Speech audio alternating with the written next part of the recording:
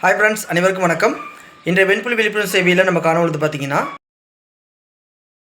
அதுமாதிரி எள்ளு இப்போ புதுசாக வாங்கிட்டு வந்திருக்கிறேன். எள்ளில் நல்ல சப்போர்ட் நமக்கு கிடைக்குது. வீட்லேயே எள்ளு உருண்டை செய்ய போகிறேன், பிள்ளைங்களுக்கும் எனக்கும்.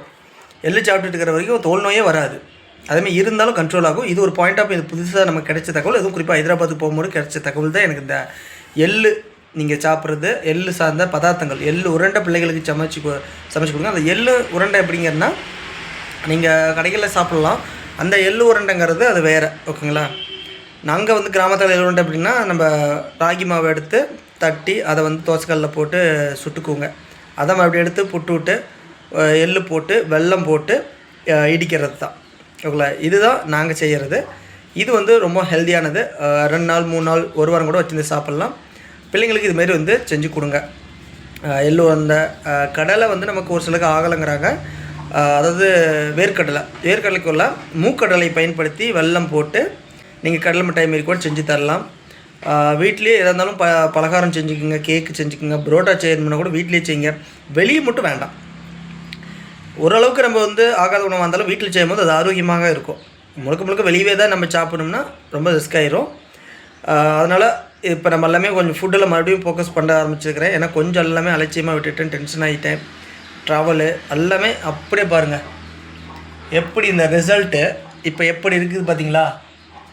இதுதான் நம்ம பண்ணக்கூடிய மிஸ்டேக். அதுவும் குறிப்பாக இந்த வெய்ய காலத்தில் பரவுறதுக்கு காரணம் அப்படின்னா, அதீத டென்ஷன் இந்த டைமில் ஆகக்கூடாது. அதீதமாக நான்வெஜ் சாப்பிடக்கூடாது. ஏன்னா சூடு தூக்கி விட்டுரு இந்த டைமில்.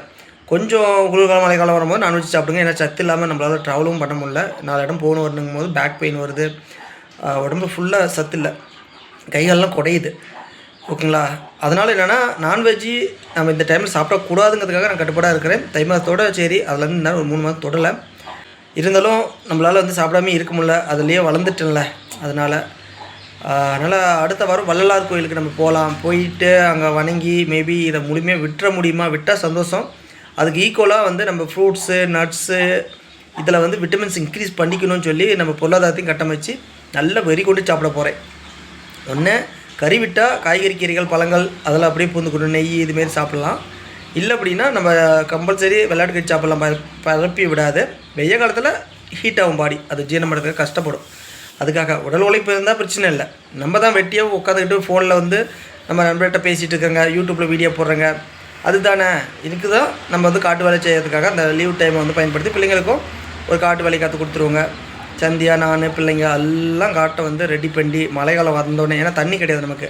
இப்போ காட்டை வந்து பதப்படுத்தி ப்ரிப்பேர் பண்ணி எல்லாத்தையும் வேலி போடணும். ஏன்னா ஆட்டு தொல்லை அடுத்து இங்கே வந்து எளிமையாக வந்து பறிச்சுட்டு போயிடுவாங்க. ரோட்டு மேலே இருக்கிறாங்களா, நம்மளுக்குலாம் கேட்குறதே கிடையாது.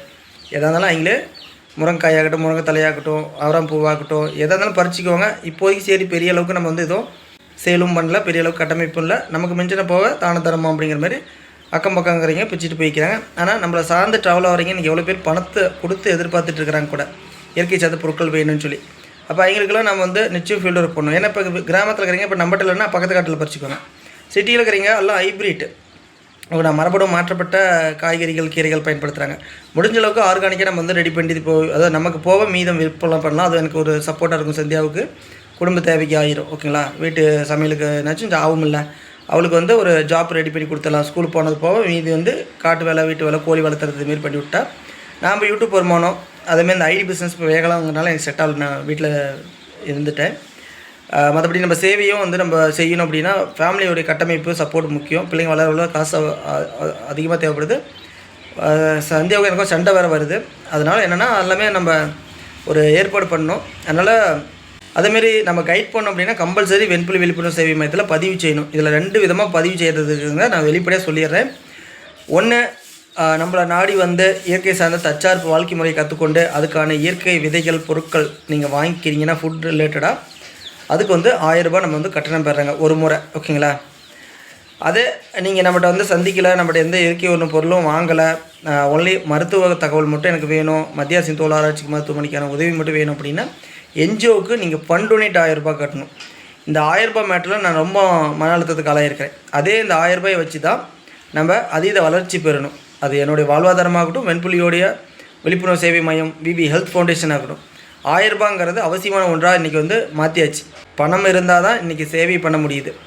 ஏன்னா அதை உள்ளே பூதாத வரைக்கும் கூட நம்மளால் முடிஞ்சது செஞ்சிடலாம். அதை உள்ளே போய்ட்டால் லீகலாக எல்லாமே ஹேண்டில் பண்ணுறதாகுது.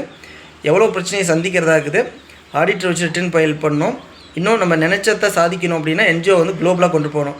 அப்போ என்ஜிஓக்கு நீங்கள் ஃபண்ட் டொனேட் பண்ணலாம், அல்லது என்னுடைய ஆர்கானிக்ஸ் ஆஃப் லைஃப் ஸ்டைல், அதாவது விவி ஆர்கானிக்ஸ் ஆஃப் மூலியமாக உங்களுக்கு இயற்கை சார்ந்த பொருட்கள் ஆண்டுக்கு வெறும் 1000 ரூபாயில் ஆரோக்கியத்தை வந்து கற்றுத்தந்து அதுக்கான பொருட்களும் என்னால் முடிஞ்ச அளவுக்கு குறைந்த விலையில் நம்ம வந்து தர முடியும். ஓகேங்களா? அதனால் ஆர்கானிக் ஷாப்பில் நீங்கள் பதிவு பண்ணாதான் பதிவு பண்ணிக்கங்க, வெண்புலி விற்பு சேவை மையத்தில் பதிவு பண்ணாலும் பதிவு பண்ணிக்கங்க. உங்களுக்கு தேவையான உதவிகள் வந்து நிச்சயம் நம்ம செய்வோங்க. இதுதான் தீர்வு, வேறு வழியே கிடையாது. நான் இன்றைக்கி கொஞ்சம் டென்ஷன் ஆகி பாடி ஹீட் ஆனால் பரவுது, நல்லா ஹெல்த்தியாக இருந்து சாப்பிட்டு நல்லா தூங்கி நல்லா மகிழ்ச்சியாக இருந்தேன்னா குணமாகுது. மருந்து மாத்திரை நம்பிக்கை ஒரு 20% அது கேட்கும். அது ஃபஸ்ட்டு வைத்தியம் பெஸ்ட் வைத்தியமாக வச்சுக்கணும். அது லீகலாக ஃபஸ்ட்டு பாடி செக் பண்ணி எடுத்துக்கணுங்கிறனால தான் நம்ம மத்திய அரசின் தோல் ஆராய்ச்சி மருத்துவமனைக்கு நம்ம வந்து போக சொல்கிறேங்க. முடிஞ்சால் அங்கேயே தங்க சொல்கிறேங்க. ஓகேங்களா? ஓகே ஃப்ரெண்ட்ஸ், இந்த தகவல் உங்களுக்கு பயனுள்ளதாக இருக்கும்னு நம்புகிறேன். ப்ளஸ் உங்களுடைய அன்பு மாதிரவும் நமக்கு மேலும் கிடைக்கும் ஒரு நம்பிக்கையோடு இந்த வீடியோ வந்து விடைபெறுவது நான் உங்கள் விவி. நன்றி, வணக்கம்.